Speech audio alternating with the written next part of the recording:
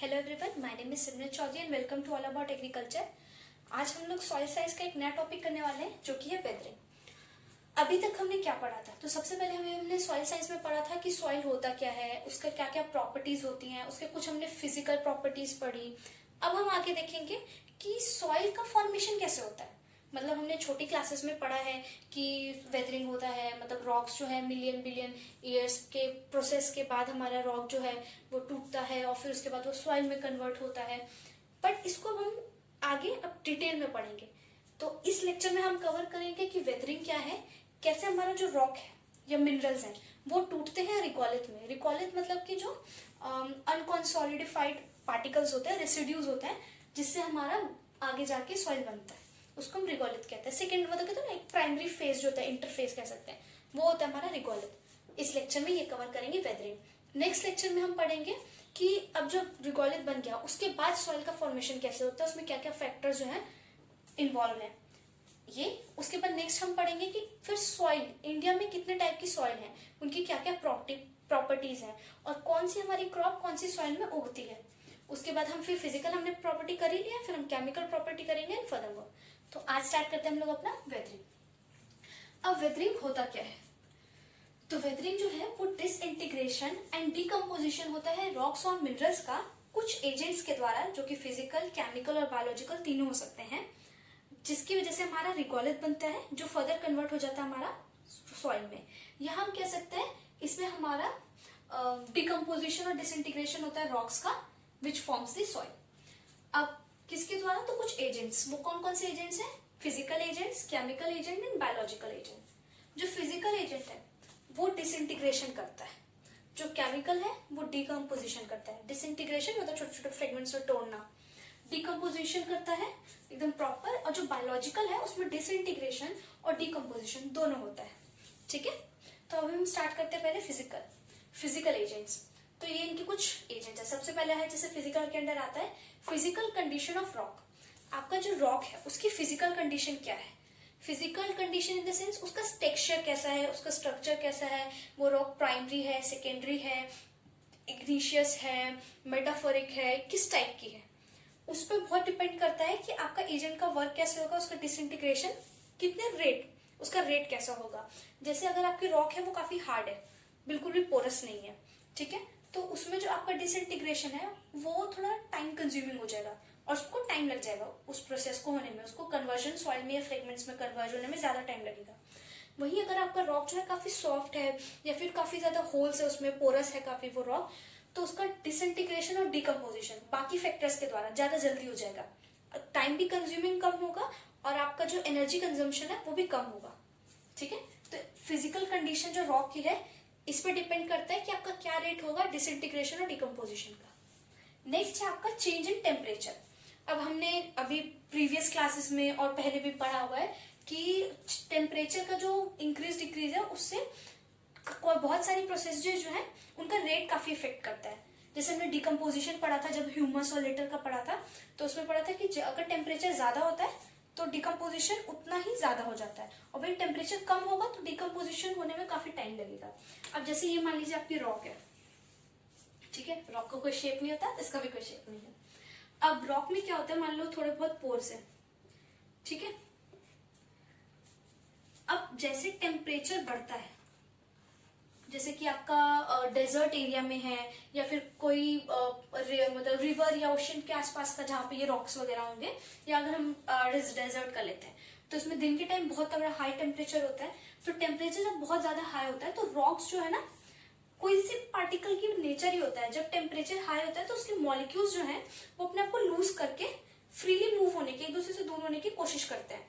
ठीक है, तो वही इसमें भी ऐसे मॉलिक्यूल्स कोशिश करेंगे, हमने ये बचपन वाली क्लासेस में पढ़ा हुआ ये बात है ना। तो जब टेम्परेचर हाई होता है तो रॉक जो है वो खुद को एक्सपैंड करने की कोशिश करती है, उसमें वो थोड़ी सी एक्सपैंड होती है, फिर शाम आते आते उसमें जो है, अब ऐसा तो है नहीं वो एक्सपैंडेड ही रह जाती है, जैसे ही शाम होती जाती है, रात हो जाती है, टेम्परेचर एकदम डाउन हो जाता है। उस डाउन की वजह से अब टेम्परेचर डाउन, तो वो रॉक जो है वापस पार्टिकल साथ आने की कोशिश करते हैं और वो कंट्रैक्ट होने की कोशिश करते हैं। ठीक है, जब टेम्परेचर हाई तो रॉक वांट्स टू एक्सपैंड, और जब टेम्परेचर लो होता है तो वो कंट्रैक्ट करने की कोशिश करते हैं। तो इस कंटिन्यूअस जो कॉन्ट्रैक्शन और एक्सपेंशन होता है उसकी वजह से रॉक्स में क्या होते हैं, दरार आनी स्टार्ट हो जाती है and it break down into fragments. ठीक है, तो चेंज इन टेम्परेचर की वजह से आपका रॉक का डिसइंटीग्रेशन हो गया। फिर नेक्स्ट है एक्शन ऑफ वाटर। अब जैसे मैंने कहा ये फ्रेगमेंट्स में कन्वर्ट हो गया, या इसमें कुछ पोर्स थे, उसके अंदर हमारा जो वाटर है, बारिश हुई या फिर वो वाटरी एरिया के पास ही है, ओशन रिवर इनके पास है, या फिर जब बारिश होती है तो जो पोर्स है, फ्रेगमेंट्स है, वो जो गैप बन गई है उसमें हमारा वाटर जो है वो एंटर कर जाएगा, है ना। और क्या होगा, अब दो चीजें होंगी, जैसे टेम्परेचर हाई होगा तो ये वाटर जो इसके अंदर होल के अंदर इसने अपनी जगह निकाल बनाई थी, वो जब टेम्परेचर हाई होगा तो वो इवेपोरेट कर जाएगा, है ना। इस बार बार जो इवेपोरेशन कंडेंसेशन होता है उसकी वजह से भी रॉक्स जो है वो आपके फ्रेगमेंट्स में टूटने स्टार्ट हो जाएंगे। और पानी भी बार बार इसमें जब आएगा, प्रेशर मारेगा, फिर जाएगा, फिर आएगा, जैसे नदी के पास है, तो उसकी वजह से क्या होता है, ये रॉक जो है आपको फ्रेगमेंट में टूटना स्टार्ट हो जाता है और फ्रेगमेंट्स में आ जाता है, इसका डिसइंटीग्रेशन हो जाता है आपकी रॉक का। ठीक है, अब हमने पहले भी मतलब ये काफी जेन्युइन सा है, पहले भी बचपन में पढ़ा हुआ ही है कि वेदरिंग क्या होता है, इसके थोड़े थोड़े मतलब पूरा डीप में नहीं पढ़ा है, लेकिन हल्का फुल्का ऊपर ऊपर से पढ़ा है, तो इसलिए इसमें ज्यादा कंफ्यूजन नहीं होना चाहिए, मतलब फिजिकल में तो नहीं होना चाहिए, केमिकल बाकी हम अच्छे से पढ़ेंगे। फिर है नेक्स्ट, अब एक्शन ऑफ वाटर का मैंने बोला ना 2-3 चीजें, तो पहला तो ये हो गया। फिर आता है आपका fragmentation and transport. Fragmentation and transport क्या, ये इस एक्शन की वजह से फ्रेगमेंट्स में कन्वर्ट हुआ और फिर वाटर जो है इसको अपने साथ साथ ट्रांसपोर्ट करके ले जाती है। जैसे हमने डेल्टा वगैरह देखा है ना, कि डेल्टा में क्या होता है कि आपका जो मतलब रिवर है उसके जो कॉर्नर्स होते हैं जहाँ पे उसको, वहां पे पानी जो है अपने साथ साथ मिट्टी लेके आती है, वो रॉक को लेके चलती है, वहां रॉक चलता चलता बीच में घर्षण वगैरह होता है, उसकी वजह से बहुत फ्रेगमेंटेड होते होते सॉइल में कन्वर्ट हो जाता है, वही जो है डेल्टा पे जाके इकट्ठा होने लगती है। तो भाई वाटर का क्या एक्शन है, उसको फ्रेगमेंटेशन करना, पहले उसको टुकड़ों में तोड़ना और उसके बाद उसको ट्रांसपोर्ट करना। फिर एक होता है एक्शन ऑफ फ्रीजिंग, वही जैसे इवेपोरेट हुआ था वैसे जब बारिश हुई, टेम्परेचर हुआ तो वहां जाके कंडेंस हो जाता है वाटर, जिसकी वजह से फ्रेगमेंटेशन, डिसइंटीग्रेशन कह सकते हैं, रॉक की होने स्टार्ट हो जाती है फ्रीजिंग की वजह से भी। और अल्टरनेटिव ड्राई एंड वेट, जैसे बताया ना बार बार टेम्परेचर बढ़ने घटने से बार बार उस पानी का जो वहां इकट्ठा उसका इवेपोरेशन होने, फिर कंडेंस होने, रॉक का बार बार गीला होने, सूखना होने, इसकी वजह से जो है उसमें टुकड़े होने में डिसइंटीग्रेट होना स्टार्ट हो जाता है। कोई भी चीज है, जैसे आपने वुड भी रखा है, उसको आपने बाहर छोड़ दिया, वुड की लकड़ी को, और फिर उसमें पहले बारिश हो रही है, पानी हो रहा है, फिर वो गीला हो जाएगा, उसके बाद धूप आई, फिर वो उसमें से क्या कहते हैं पानी इवेपोरेट हो जाएगा। तो जब पानी आता है तो अपनी जगह बना लिया, अब जब वो इवेपोरेट होगा तो वो स्पेस तो खाली हो गया ना, तो वही होता है इसमें, उसकी वजह से मतलब टुकड़ा टूटना स्टार्ट हो जाता है, डिसइंटीग्रेशन स्टार्ट हो जाता है। ठीक है, तो ये हो गया alternate dry and waiting. Next है फिर, ये तो वाटर का एक्शन था, एक्शन ऑफ विंड। विंड क्या करती है, तेज हवा आएगी, अपने साथ वो जो फ्रेगमेंटेड रॉक्स हैं उनको साथ लेके जाएगी, ये जो जो गैप्स थे वहां पे जो बाकी प्रोसेसेस की वजह से बने हैं उसके अंदर बार बार आएगी, प्रेशर लगाएगी, उसकी वजह से रॉक जो हमारा वो डिसइंटीग्रेट हो जाएगा और छोटे छोटे फ्रेगमेंट्स में टूट जाएगा। लास्ट है atmospheric electric phenomenon, that is lightning. Lightning की वजह से भी, स्ट्रॉन्ग लाइटनिंग जब होती है तो अगर वो लाइटनिंग रॉक के ऊपर पड़ती है तो उसकी वजह से रॉक का डिसइंटीग्रेशन हो जाता है। ठीक है, ये तो आपने सुना ही होगा। तो इस तरीके से आपका फिजिकल एजेंट खत्म, जिसमें हमने डिसइंटीग्रेशन पढ़ा था। क्या क्या था इसमें कि फिजिकल कंडीशन क्या है रॉक की, आपका रॉक का स्ट्रक्चर कैसा है, उसका टेक्सचर कैसा है, सेकेंडरी है, प्राइमरी है, इग्निशियस है, उसमें पोरस है कि हार्ड है, सॉफ्ट है, ये सब इसके अंदर आ जाता है। चेंज इन टेम्परेचर, जितना ज्यादा टेम्परेचर होगा रॉक अपने आप को एक्सपैंड करने की कोशिश करेगा, जितना कम टेम्परेचर होगा वो अपने आप को कंडेंस करने की कोशिश करेगा। इस लगातार कंडेंशन और एक्सपेंशन की वजह से आपका रॉक में डिसइंटीग्रेशन हो जाता है। फिर हमने वाटर का एक्शन पढ़ा था जिसमें फ्रेगमेंटेशन था, उसको फ्रेगमेंट्स में कन्वर्ट करना, ट्रांसपोर्ट करना, कैसे वाटर होल्स में फ्रीज हो जाता है जिसकी वजह से रॉक में प्रेशर पड़ता है, और जैसे पानी आया वो उसमें फ्रीज हो गया, वो फ्रीज हो गया तो इतनी जगह ले लिया, लेकिन रॉक की स्पेस तो इतनी थी, तो वो धीरे धीरे प्रेशर लगता है, वो रॉक टूट जाता है फ्रेगमेंट में। ये एक बार में नहीं होता है, मतलब कई बार ऐसा प्रोसेस होता है, थोड़ा थोड़ा थोड़ा थोड़ा करते करते उसमें थोड़ी थोड़ी दरार आती है, फिर पूरा रॉक टूटता है। अल्टरनेट ड्राइंग एंड वेटिंग, ये भी मैंने अभी बताया, कैसे पानी बार बार मतलब कंडेंस होगा, फिर इवेपोरेट होगा, बारिश आई वो भींगा तो उसने अपने आप को थोड़ा सा लूज किया, लेकिन फिर जैसे ही टेम्परेचर हाई हुआ वो पानी सारा इवेपोरेट हो गया, फिर वो टाइट हो गया, फिर कुछ बारिश हुई या फिर पानी आई उसके ऊपर पड़ी, फिर वो लूज हो गया, फिर इवेपोरेशन हुआ, फिर टाइट हो गया। तो इस ड्राइंग वेटिंग की वजह से अल्टरनेट जो होता है उसकी वजह से हमारा रॉक जो है वो टूट जाता है। नेक्स्ट था फिर एक्शन ऑफ विंड। विंड जो है हमारी फ्रेगमेंटेड रॉक को लेके इधर उधर जाती है, इसकी वजह से वो और ज्यादा फाइन होती जाती है। और atmospheric electric phenomena that is lightning. Lightning की वजह से भी जो हमारी रॉक है उसका डिसइंटीग्रेशन हो जाता है। ये था फिजिकल। अब हम आते हैं केमिकल पे। केमिकल में क्या होता है, डिकम्पोजिशन होता है रॉक का, ठीक है। अब इसमें जो है 6 होते हैं स्टेप। Hydration, hydrolysis. हाइड्रेशन हो गया, वाटर इसके अंदर आता है। हाइड्रोलिसिस में वाटर टूटता है। सॉल्यूशन, कुछ पार्टिकल्स होते हैं जो कि सॉल्यूशन वाटर के साथ घुल जाते हैं। कार्बोनेशन, कार्बन डाइऑक्साइड का वाटर के साथ कार्बोनिक बनाता है एसिड, और फिर उसका attack on rock to decompose it. Oxidation, जो हमारे आयंस हैं मतलब मिनरल्स हैं रॉक में जो मिनरल्स हैं उनका ऑक्सीडेशन या फिर उनका रिडक्शन होना, और रिडक्शन की वजह से कलर चेंजिंग होना, इनको हम पढ़ेंगे। तो हमारा सबसे पहला जो है वो है हाइड्रेशन। हाइड्रेशन में क्या होता है, जो हमारा मिनरल या रॉक है ना उसमें केमिकल कॉम्बिनेशन हो जाता है वाटर मॉलिक्यूल का, जिसकी वजह से जो हमारा सॉइल का है मतलब जो हमारा मिनरल है उसका स्ट्रक्चर चेंज हो जाता है। क्या बोला मैंने, दोबारा बोलती हूँ कि हमारा जो भी मिनरल है या जो भी सब्सटेंस है उसके साथ हमारा वाटर मॉलिक्यूल जो है वो केमिकली कंबाइन कर जाता है, और जिसकी वजह से हमारा जो मिनरल था ना उसका स्ट्रक्चर चेंज हो जाता है, ठीक है। और ये कब होता है, जब हमारा कंडीशन काफी ह्यूमिड होता है तब ये होता है। इसकी वजह से क्या होता है कि रॉक अब वाटर के साथ रिएक्ट किया तो रॉक जो है वो मतलब सॉरी मिनरल है हमारा जो वो स्वेलअप कर जाएगा, और इसकी वजह से उसका वॉल्यूम इंक्रीज हो जाएगा, जिसकी वजह से वो लूज हो जाएगा और अपना लस्टर जो होता है खो देगा और सॉफ्ट हो जाएगा। अब जैसे वो सॉफ्ट हुआ उसका ब्रेकेज, फ्रेगमेंटेशन, डिकम्पोजिशन काफी इजी हो जाता है।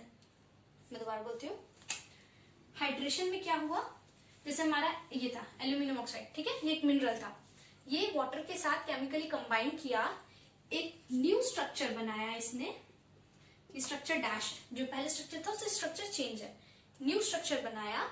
इस न्यू स्ट्रक्चर के बनने की वजह से क्या हुआ, जो हमारा पहला मिनरल था वो स्वेल कर गया।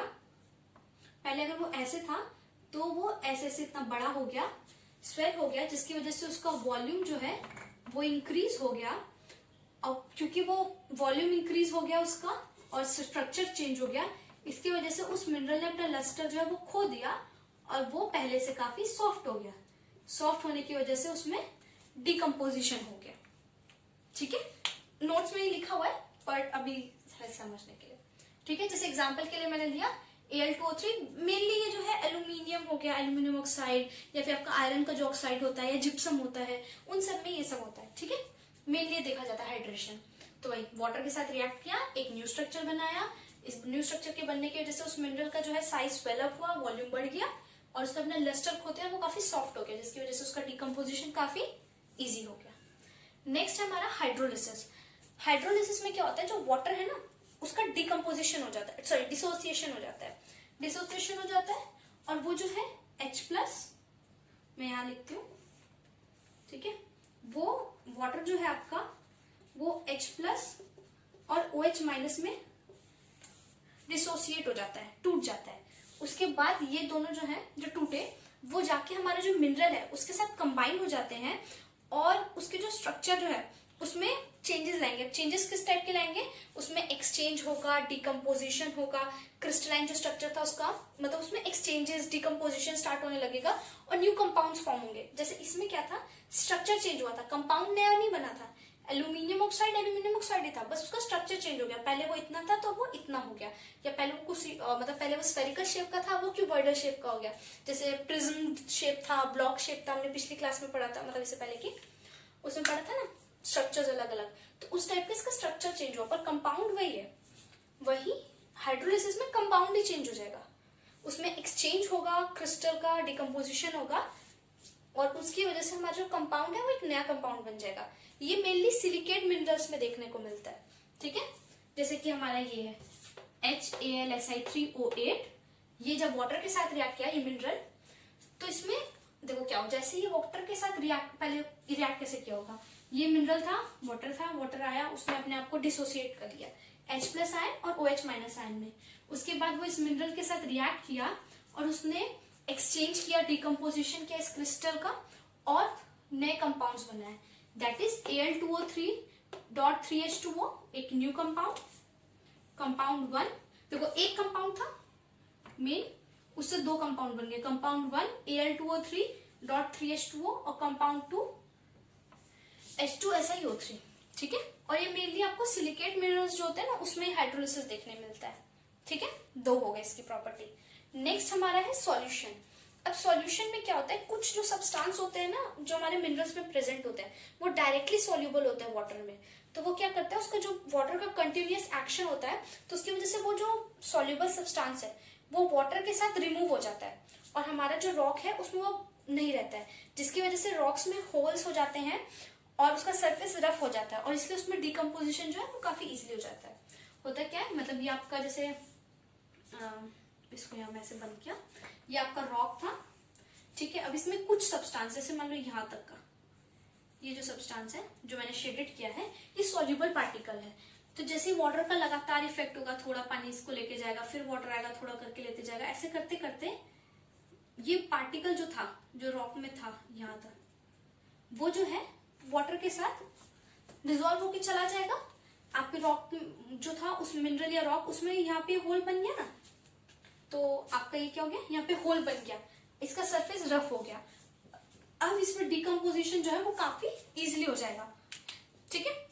जैसे हमने पीछे भी पढ़ाई था ना कि रॉक्स में जैसे ये चेंज इन टेम्परेचर सबके वजह से रॉक में क्या होते हैं, होल्स हो रहे थे, फ्रेगमेंट्स हो रहे थे, जिसकी वजह से उसका डिसइंटीग्रेशन या डिकम्पोजिशन दोनों काफी इजिली हो जाता है। ये था आपका सॉल्यूशन। नेक्स्ट है आपका कार्बोनेशन।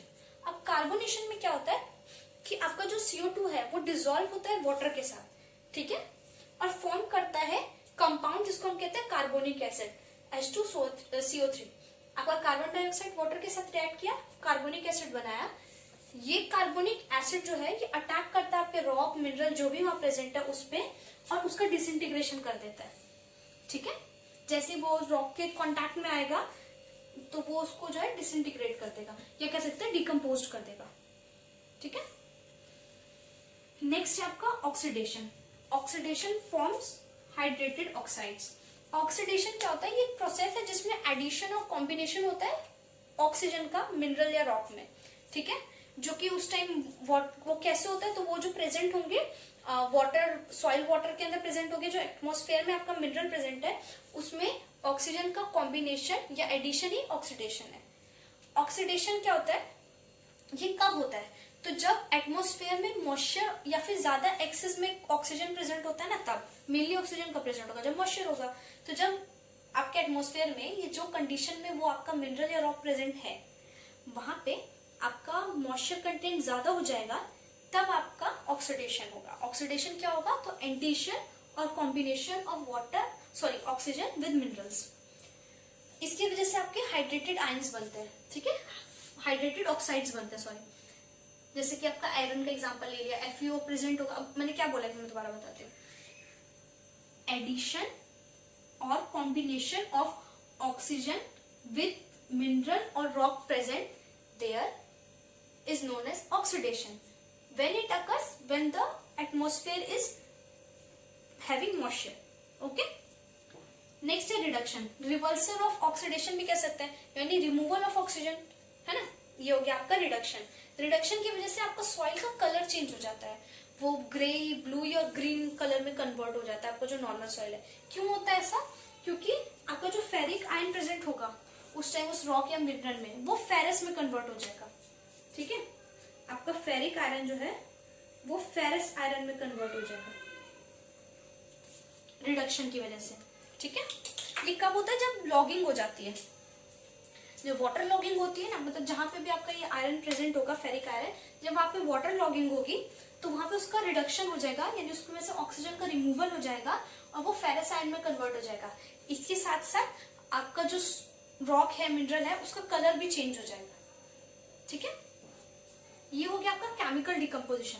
हम एक बार समराइज कर लेते हैं फटाक से। इसमें क्या कहते हैं, 6 पॉइंट्स है। सबसे पहले आपका हाइड्रेशन था। हाइड्रेशन में क्या होता था कि आपका वाटर मॉलिक्यूल जो है वो केमिकली कंबाइन कर जाता था आपके मिनरल या रॉक से और एक नया स्ट्रक्चर, कंपाउंड चेंज नहीं होता है, स्ट्रक्चर, नया स्ट्रक्चर बना देता था। स्ट्रक्चर नया क्या बनता था, मतलब जो पहले था वो अब उसका जो है वो स्वेलअप कर जाएगा और उसका वॉल्यूम बढ़ जाता था, जिसकी वजह से उसका लस्टर कम हो जाता था और वो सॉफ्ट हो जाता था। सॉफ्ट हुआ तो उसका डिकम्पोजिशन इजिली हो गया। नेक्स्ट आपका हाइड्रोलिसिस। हाइड्रोलिसिस में वाटर जो है वो अपने आप को ब्रेक कर लेता था H+ और OH- आयन में। इस आयन में जैसे उसने अपने आप को कन्वर्ट किया, वो हमारा जो मिनरल और रॉक था, मेनली जो कि सिलिकेट मिनरल होता है, उसके साथ रिएक्ट करता था और दो नए कंपाउंड्स बना, मतलब दो नहीं कह सकते लेकिन नए कंपाउंड्स बनाता था। ठीक है, क्या हुआ, वाटर हमारा डिसोसिएट हुआ और कंबाइन हुआ मिनरल के साथ और उसने न्यू कंपाउंड्स बना दिए। था। नेक्स्ट था सॉल्यूशन। सॉल्यूशन में डिकम्पोजिशन ये बताया था मैंने कि आपका जो मिनरल है या रॉक है उसमें कुछ पार्टिकल्स जो होते हैं, कुछ सब्सटेंस जो होते हैं वो वाटर सोल्यूबल होते हैं, तो लगातार वाटर के एक्शन की वजह से वो धीरे धीरे वहां से हट जाते हैं, जिसकी वजह से आपके रॉक या मिनरल में होल्स क्रिएट हो जाते हैं और वो जो आपका एरिया वो रफ हो जाता है और इसलिए उसमें डिकम्पोजिशन आसानी से हो जाता है। फिर आपका आया था कार्बोनेशन। कार्बोनेशन में क्या हुआ था, तो CO2 जो आपका कार्बन डाइऑक्साइड है वो वाटर के साथ रिएक्ट करता है और कार्बोनिक एसिड बनाता है H2CO3, जो कि आपका रॉक या मिनरल उस पर अटैक करता है और उसका डिसइंटीग्रेशन या डिकम्पोजिशन कर देता है। फिर हमने पढ़ा था ऑक्सीडेशन। ऑक्सीडेशन जो है इसमें क्या हुआ था कि आपका एडिशन और कॉम्बिनेशन ऑफ ऑक्सीजन, आपका जो भी मिनरल है और आयन है उसमें कब होता है, जब आपका जो एटमॉस्फेयर है उसमें मॉइस्चर का प्रेजेंस होगा और उसकी वजह से आपका जो फॉर्म होता है वो क्या होता है, वो मिनरल फॉर्म होता है हाइड्रेटेड ऑक्साइड्स में, जैसे कि यहाँ पे हमने एग्जांपल में देखा था। फिर रिडक्शन ऑक्सीडेशन का जस्ट रिमूवल, उसमें एडिशन और कॉम्बिनेशन बना था ऑक्सीजन का, इसमें रिमूवल होता है ऑक्सीजन का due to extra water logging.